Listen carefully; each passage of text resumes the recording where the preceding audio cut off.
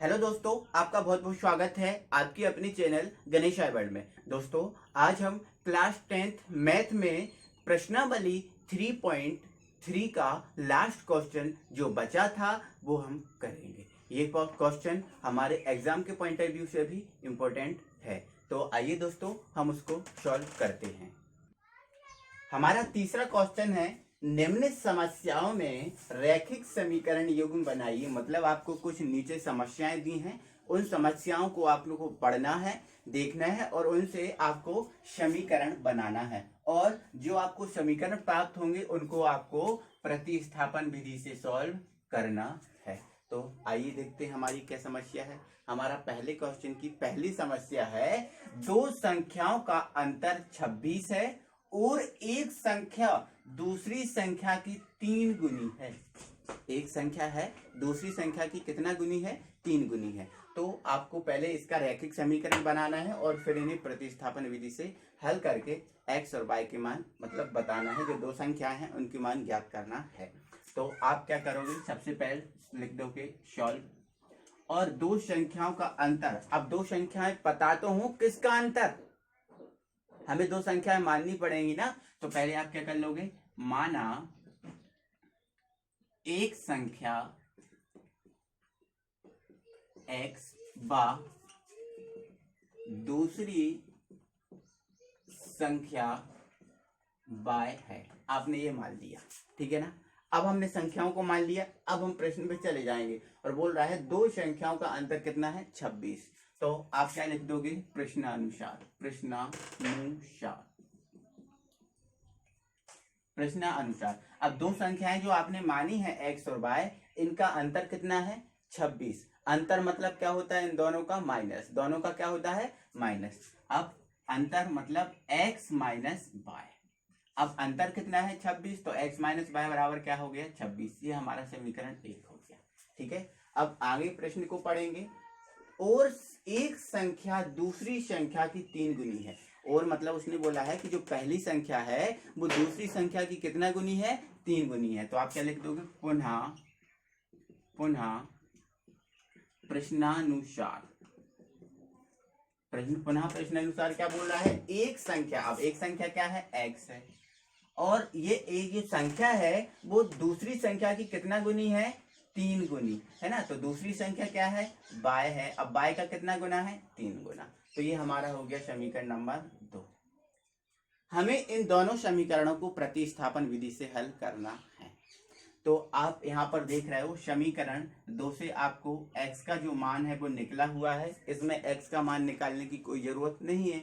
हम क्या करते हैं, समीकरण 1 से x या y का मान निकालते हैं, या फिर हम समीकरण 2 से भी निकाल सकते हैं। तो यहाँ से समीकरण 2 से x का मान निकला हुआ है, बस कुछ नहीं करना है, इसको समीकरण 1 में रखना है ना। तो आप क्या लिख दोगे, x का मान समीकरण 1 में रखने पर, तो x का मान जो 3y है, x की जगह हम रख देंगे 3y। पहले हम समीकरण 1 को उतार लेंगे।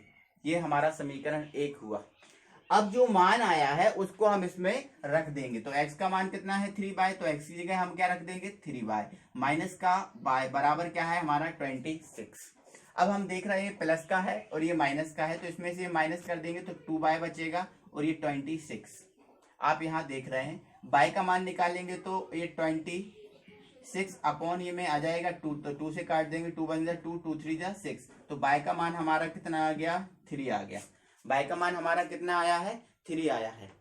सॉरी, ये 13 है। क्या है? 13 है। अब जो y का मान हमारा 13 आया है उसको हम रख देंगे समीकरण नंबर किसमें? 2 में रख देंगे। किस में रख देंगे? 2 में। तो हम क्या लिख देंगे, y का मान समीकरण 2 में रखने पर, और समीकरण 2 को हम यहाँ पर उतार लेंगे। ये समीकरण 2 आ गया।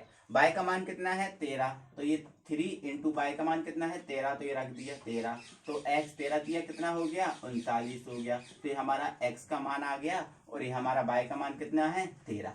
तो ये हमारी दो संख्याएं कौन कौन सी हैं? एक है 13 और एक है 39। आपको याद रखना है, ठीक है ना दोस्तों। इसके बाद दोस्तों हम अगला क्वेश्चन देखते हैं। दूसरी समस्या क्या है उसको देखते हैं। दूसरी समस्या है हमारी, दो संपूरक कोणों में बड़ा कोण छोटे कोण से 18 डिग्री अधिक है, उन्हें ज्ञात कीजिए। सबसे पहले तो आप ये समझिए कि ये संपूरक क्या है, संपूरक कोण क्या होते हैं। तो दोस्तों, जो संपूरक कोण होते हैं ऐसे कोण होते हैं जिनका योग 180 होता है। जिनका योग कितना होता है? 180 होता है ना। जैसे मान के चलते हैं, एक कोण हमने ले लिया कितना, 60 ले लिया, और दूसरा कोण हमने ले लिया 120 ले लिया। तो आप इनको जोड़ो, इनका योग 180 आ रहा है क्या? आ रहा है। 120 और 60 180, मतलब ये संपूरक कोण है। ये दोनों क्या है? संपूरक कोण है। दूसरा अगर बात करें 20 और ये हमने एक मान लिया है 60, अब इनका जोड़ हमने देखा कि 90 आ रहा है। कितना आ रहा है? 90 आ रहा है। मतलब ये दोनों कोण संपूरक कोण नहीं है ना। तो संपूरक कोण तो वह कोण होते हैं जिनका योग कितना होता है? 180। आपको ध्यान रखना है संपूरक कोण। इसके बाद इसने बोला है दो संपूरक कोणों में बड़ा कोण और छोटा कोण।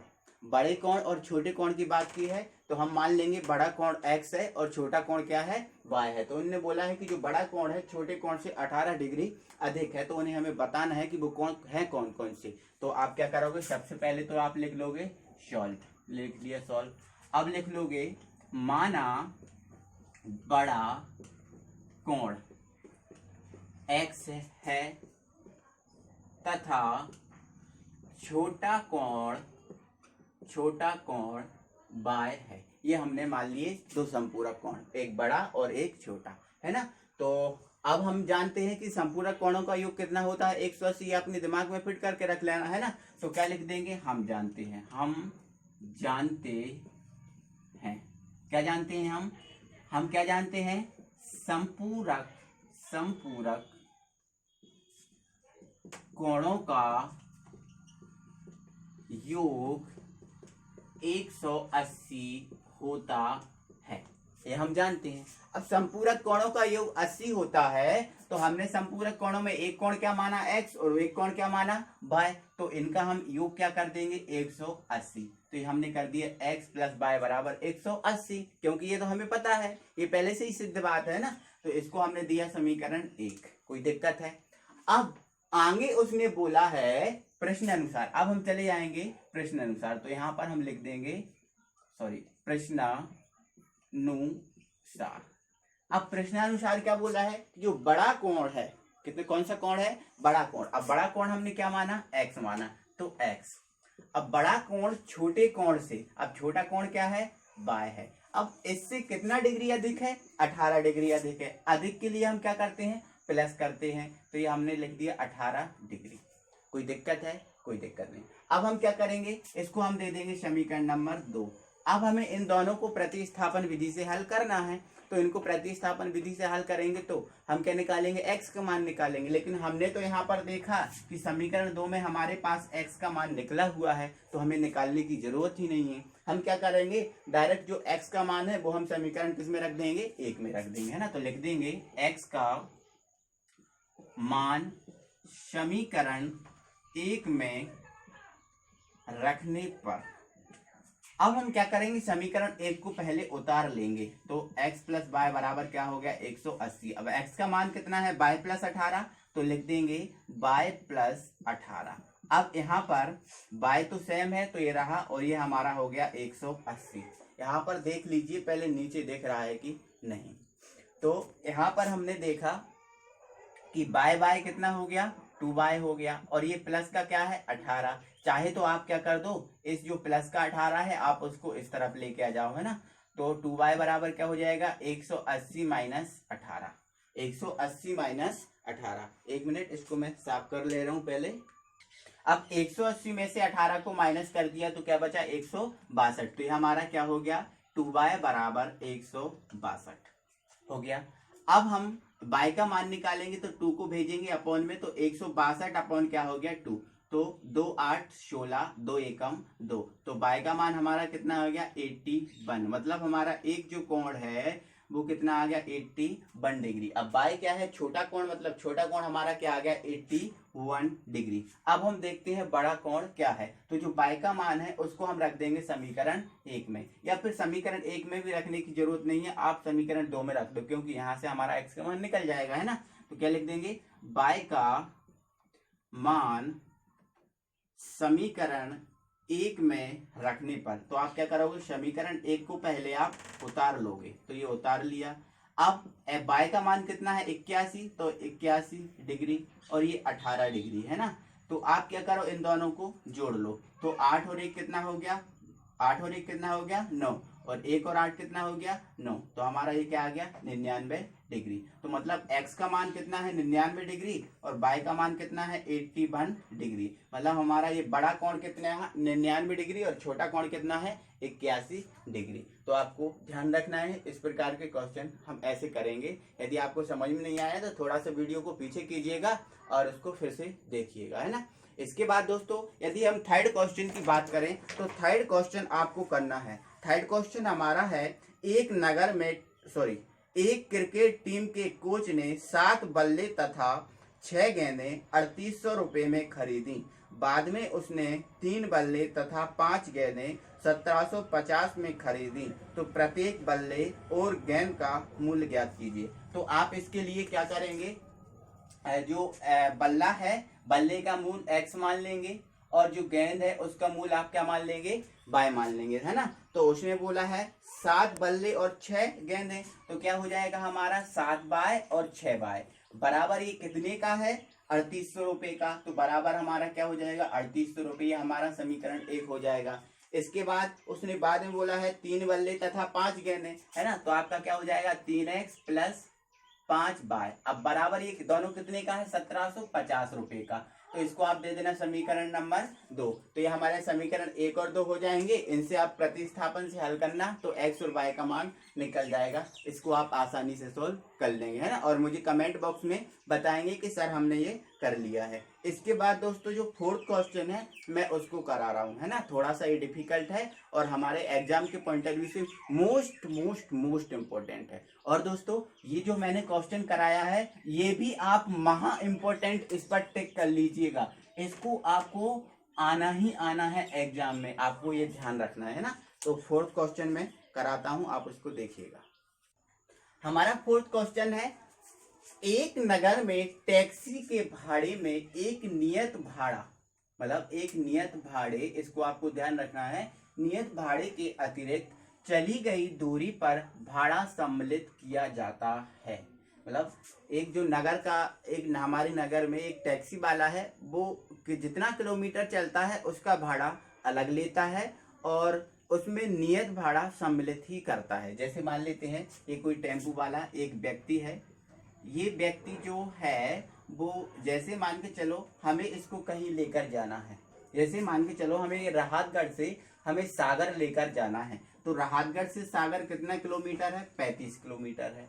तो ये जो टेम्पू वाला है ये 35 किलोमीटर का भाड़ा तो लेगा ही लेगा, साथ में इस 35 किलोमीटर के साथ में एक नियत भाड़ा भी इसने फिक्स करके रखा है। जैसे मान लेते हैं नियत भाड़ा इसने 100 रुपए फिक्स करके रखा ही है, तो मतलब ये 100 रुपए तो लेगा ही लेगा, साथ में 35 किलोमीटर का जितना भाड़ा बनेगा वह लेगा।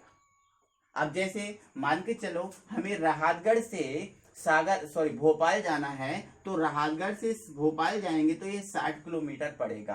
तो ये जो व्यक्ति है टेम्पू वाला वो 60 किलोमीटर का भाड़ा तो लेगा ही लेगा, साथ में 100 रुपए एक्स्ट्रा भी लेगा। मतलब दोस्तों ये है कि जो टैक्सी वाला है भाड़े में एक नियत भाड़े के अतिरिक्त, मतलब ये 100 रुपए नियत भाड़ा मान के चला हमने, तो ये तो लेगा ही लेगा, साथ में इसके अतिरिक्त चली गई दूरी पर भाड़ा सम्मिलित किया जाता है। मतलब चली गई जितनी दूरी है उसका भाड़ा भी लेता है। तो 10 किलोमीटर दूरी के लिए भाड़ा 105 रुपया है। 10 किलोमीटर अगर कोई दूरी चलता है तो उसके लिए इसने भाड़ा बोला है 105 रुपये रहेगा, और 15 किलोमीटर दूरी के लिए इसने भाड़ा बोला है 155 रुपये रहेगा। तो हमसे पूछा है क्वेश्चन में कि नियत भाड़ा तथा प्रति किलोमीटर भाड़ा क्या है, मतलब जो नियत भाड़ा है वो कितना था और जो प्रति किलोमीटर भाड़ा है वो क्या है, हमें ये बताना है ना। तो आगे इसने बोला है एक व्यक्ति को 25 किलोमीटर यात्रा करने के लिए कितना भाड़ा देना होगा, ये भी उसने हमसे पूछा है। तो बहुत इजी क्वेश्चन है, इसको हम करते हैं बहुत सावधानी से। अकेला बस इतना आपको ध्यान रखना है, ठीक है। तो इसको पहले हम साफ कर लें।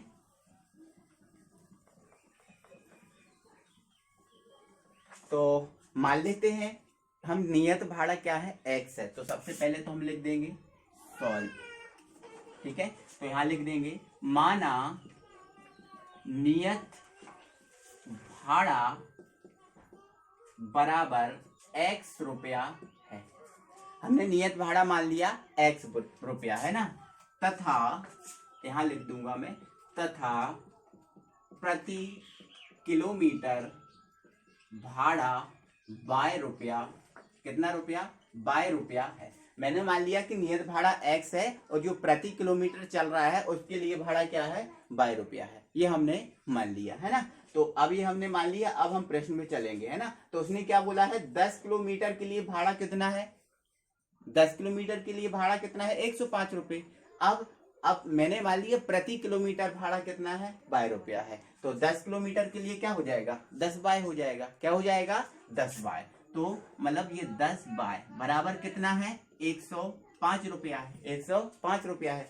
लेकिन उसने बोला है कि नियत भाड़ा तो सम्मिलित ही रहेगा, नियत भाड़ा तो सम्मिलित ही रहेगा। अब नियत भाड़ा क्या है, इसमें x है, तो इसमें x तो ये हमेशा सम्मिलित रहेगा। मतलब हमारा पहला समीकरण क्या बन जाएगा, x प्लस 10 y बराबर क्या हो जाएगा, 105। इसको हम दे देंगे समीकरण नंबर 1। यहाँ हम लिख लेंगे प्रश्नानुसार, क्या लिख देंगे, प्रश्नानुसार।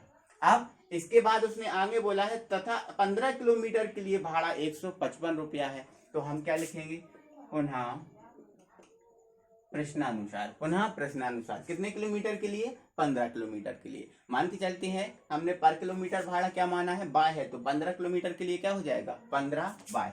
तो ये 15 बाय कितना है, 155 रुपए। तो बराबर में क्या जाएगा, 155। लेकिन नियत भाड़ा तो इसमें सम्मिलित ही है, तो इसमें भी हमें क्या करना पड़ेगा, x को जोड़ना पड़ेगा, क्योंकि वो तो नियत भाड़ा तो वो ले ही रहा है। चाहे आप 1 किलोमीटर जाओ, आप चाहे 100 किलोमीटर जाओ, उसमें वो नियत भाड़ा तो सम्मिलित करके ही रखा है ना। तो ये हमारा समीकरण नंबर हुआ 2। अब हम क्या करेंगे, समीकरण 1 और 2 को प्रतिस्थापन से हल करेंगे। तो समीकरण 1 से पहले हम x का मान निकाल लेंगे। तो हम लिख देंगे समीकरण 1 से, अब समीकरण 1 से x का मान निकालेंगे तो पहले हम समीकरण 1 को उतार लें। x प्लस 10y बराबर क्या है हमारा, 105। x का मान निकालेंगे तो इसको हम इस तरफ भेज देंगे, तो ये हो जाएगा 105 माइनस का 10y। इसको हम दे देंगे समीकरण नंबर 3। ये हमारा हुआ x का मान। अब जो x का मान आया है उसको हम रखेंगे समीकरण नंबर 1 में। तो हम क्या लिख देंगे, x का मान समीकरण 1 में रखने पर, तो समीकरण 1 को हम पहले उतार लेंगे, x प्लस 10y बराबर 105। x का मान कितना है, 105 माइनस 10y, तो हम रख देंगे, सॉरी दोस्त, तो ये थोड़ी मिस्टेक हुई है। जो x का मान है उसको हम समीकरण 2 में रखेंगे। किस में रखेंगे, समीकरण 2 में। तो हमें यहाँ लिखना है समीकरण 2 में रखने पर हम समीकरण 2 को उतारेंगे तो x प्लस 15y है ना, x प्लस 15y बराबर 155। तो ये 155। अब x का मान 105 माइनस 10y है, तो इसको हम रखेंगे 105 माइनस का 10y और ये प्लस के 15y सेम रहेंगे, बराबर क्या है, 155। अब क्या करेंगे, हम ये 105 को उठा के इस तरफ भेज देंगे और जो 15y है और ये माइनस का 10y है, तो बड़ा 15y है, 15y में से 10y को घटा देंगे तो कितना y बचेगा, 5y बचेगा। अब ये 155 इस तरफ है, अब 105 को माइनस कर देंगे इस तरफ, तो ये आ गया। तो हमने 155 को, सॉरी 105 को माइनस किया तो 5y, तो यहाँ पर कितना बचा, 50 बचा। क्या बचा, 50 बचा। तो यहाँ से y का मान निकालेंगे तो 50 बटे क्या हो जाएगा, 5। तो 5 एकम 5, ये 10। तो y का मान कितना आ गया, 10 आ गया। कितना आ गया, 10 रुपया, 10 रुपया आ गया। मतलब दोस्तों जो हमारा प्रति किलोमीटर का भाड़ा है वो कितना है, बाय रुपया। अब बाय का मान कितना आ गया, 10 रुपया आ गया। तो प्रति किलोमीटर वो भाड़ा कितना लेता है 10 रुपए, मतलब 1 किलोमीटर का भाड़ा कितना ले रहा है 10 रुपए। तो 10 किलोमीटर का भाड़ा कितना हो जाएगा 100 रुपए हो जाएगा। जैसे मान के चलो राहतगढ़ से हमें सागर जाना है तो 35 किलोमीटर पड़ता है, तो 35 किलोमीटर के लिए इसका भाड़ा कितना रहेगा 350 रुपए। लेकिन 350 में वो नियत भाड़ा भी जोड़ता है, तो हम पहले नियत भाड़ा निकाल लेते हैं, है ना। तो इसका मान हम कहाँ रख देंगे समीकरण नंबर 3 में, तो लिख देंगे बाय का मान समीकरण 3 में रखने पर, तो समीकरण 3 को पहले उतार लेंगे 105 माइनस का 10 बाय। अब 105 ये रहेगा माइनस का 10, और बाय का मान कितना है दोस्तों, बाय का मान कितना है 10 है, तो इंटू क्या हो गया 10। तो x बराबर क्या हो गया 105, 10 का 10 में गुणा करेंगे क्या जाएगा 100, और x बराबर देखेंगे तो 105 में से 100 को हटा देंगे तो ये 5 रुपए आ गया। कितना रुपए आ गया 5 रुपए। मतलब x का मान हमारा कितना आ गया 5 रुपए, और y का मान कितना आ गया हमारा 10 रुपए। मतलब इसका ये है दोस्तों, ये 10 किलोमीटर का तो भाड़ा लेता ही है, उसमें 5 रुपए भी ऐड करता है ना। अब उसको समझिएगा आप। जैसे मान के चलो हमें राहतगढ़ से सागर जाना है, तो राहतगढ़ से सागर जाने के लिए हमें 35 किलोमीटर पड़ता है। कितना किलोमीटर पड़ता है 35 किलोमीटर। तो 35 किलोमीटर का अगर भाड़ा जोड़ें इस 10 रुपए के हिसाब से, 1 किलोमीटर का 10 रुपए, तो 35 किलोमीटर का कितना हो जाएगा 350 रुपए हो जाएगा, है ना। 350 रुपए हो जाएगा। लेकिन उसने नियत भाड़ा फिक्स करके रखा है कि मैं 5 रुपए एक्स्ट्रा तो लूंगा ही, तो मुझे 350 रुपए नहीं, फिर उसमें इसको 5 को और ऐड करना होगा, तो 355 रुपए मुझे उसे देना पड़ेंगे, है ना। क्योंकि ये नियत भाड़ा उसका फिक्स है, कहीं जाओ ये 5 रुपए एक्स्ट्रा तो लेगा ही लेगा, है ना। तो आपको ध्यान रखना है नियत भाड़ा 5 रुपए है, और प्रति किलोमीटर भाड़ा कितना है 10 रुपए। ये आपको याद रखना है, हमारे एग्जाम के पॉइंट ऑफ व्यू से मोस्ट इंपोर्टेंट क्वेश्चन है, इसको भी आप मोस्ट IMP क्वेश्चन कर लेना, है ना। तो दोस्तों आई होप ये समझ में आया होगा। यदि समझ में नहीं आया तो थोड़ा सा वीडियो को पीछे कीजिएगा और फिर से देखिएगा, आपको समझ में आ जाएगा 100%, है ना। इसके बाद हम 5th क्वेश्चन देखते हैं इसका। यदि हम इसके 5वें क्वेश्चन की बात करें तो 5वां क्वेश्चन हमसे कहता है यदि किसी भिन्न के अंश और हर में दोनों में 2 जोड़ दिया जाए तो वह 9/11 हो जाती है। यदि अंश और हर दोनों में 3 जोड़ दिया जाए तो वह 5/6 हो जाती है। तो वह भिन्न ज्ञात कीजिए। तो आपको इसके लिए आपको क्या करना होगा, वह भिन्न आपको माननी पड़ेगी। तो आप मान लेना वह भिन्न क्या है x/y, क्योंकि दोस्तों जो भिन्न होती है वो बटे में ही होती है। तो मान लिया हमने वह भिन्न क्या है x/y। अब उसने प्रश्न में बोला है कि अंश और हर दोनों में दो जोड़ दिया जाए, तो अंश क्या होता है ऊपर वाला, हर होता है नीचे वाला। तो x + y दोनों में क्या अंश और हर में दोनों दो जोड़ रहा है, तो x + 2 हो जाएगा, और अपॉन में क्या हो जाएगा y + 2। जब ऐसा करते हैं तो क्या प्राप्त होता है आपको 9/11। 9/11 तो ये आ गया। आप क्या करोगे, इसको इधर ले जाओगे और इसको इधर ले जाओगे, है ना। तो इसको आप सॉल्व कर लोगे तो हमारा पहला समीकरण बन जाएगा। चाहे तो मैं इसको सॉल्व कर ही दे रहा हूं। देखो दोस्तों, इसको हम इधर ले जाएंगे तो 11x हो जाएगा, ये 11 दूनी 22 हो जाएगा। शॉर्ट कर दे रहा हूँ, यहाँ ले जाऊंगा तो ये 9y और 9 दूनी 18 ये हो जाएगा। y को आप इस तरफ ले जाओ, इस 22 को आप इस तरफ ले जाओ, है ना। तो ये 11x माइनस का 9y बराबर क्या हो जाएगा 18 माइनस 22। अब 22 में से 18 को घटा देंगे तो कितना बचेगा 4। तो 11x माइनस 9y बराबर बचा हमारा माइनस का 4। ये हमारा समीकरण 1 हो जाएगा। इसके बाद आगे उसने बोला है यदि इसमें अंश और हर में 3 जोड़ दिया जाए, तो पुनः आप लिखोगे पुनः प्रश्न अनुसार x + y, अंश में भी 3 जोड़ रहा है और हर में भी 3 जोड़ रहा है। तो आपको ये कितना प्राप्त हो रहा है 5/6। 5/6। तो आप क्या करोगे, इसका भी क्रॉस मल्टीप्लाई करके इस टाइप से हल कर लोगे तो हमारा दूसरा समीकरण प्राप्त हो जाएगा। तो आप इन दोनों समीकरणों को प्रतिस्थापन विधि से हल कर लेना, x और y के मान को निकाल लेना। फिर आपके जो x और y के मान निकालें तो उनमें आप क्या कर देना, जो x का मान है उसको ऊपर रख देना। जैसे मान के चलो x का मान आपका आया है 8 और y का मान आया है आपका 9, तो आप इनको ऊपर नीचे कर देना, तो ये हमारी क्या हो जाएगी भिन्न आ जाएगी, है ना। तो इस प्रकार से आप 5वें क्वेश्चन को करोगे। इसके बाद यदि हम 6वें क्वेश्चन की बात करें तो 6वां क्वेश्चन है 5 वर्ष बाद जैकब की आयु उसके पुत्र की आयु से 3 गुनी हो जाएगी और 5 वर्ष पूर्व जैकब की आयु उसके पुत्र की आयु की 7 गुनी थी, तो उनकी वर्तमान आयु क्या है। तो इसके लिए भी आप क्या करोगे, पहले आप इनकी वर्तमान आयु मान लोगे x और y, फिर क्या कर दोगे, मैंने आपको इसको तरीका बताया है इसके पहले क्वेश्चनों में कि आप क्या करोगे, आप सबसे पहले लिख लोगे 5 वर्ष बाद इनकी आयु निकाल लोगे। फिर इसने 5 वर्ष पूर्व की बात की है तो 5 वर्ष पूर्व इनकी आयु निकाल लोगे और फिर जो प्रश्न बोल रहा है उसके अकॉर्डिंग इसके समीकरण बना लोगे और दोनों समीकरणों को प्रतिस्थापन विधि से हल कर लोगे, इसको सॉल्व कर लोगे, है ना। तो ये आपको चौथा और पांचवा और छठवां क्वेश्चन आपको होमवर्क में है, ये आपको करना है और यदि नहीं बने तो मुझे कमेंट बॉक्स में बताना है कि सर इनको आप कराइएगा, तो मैं उनको करा दूंगा, ठीक है ना दोस्तों। यदि बन जाएंगे तो अगली वीडियो में हम अगली एक्सरसाइज को प्रारंभ करेंगे। और दोस्तों यदि आप चैनल पर नए हैं तो चैनल को सब्सक्राइब और वीडियो को लाइक करना ना भूलें। Thank you very much.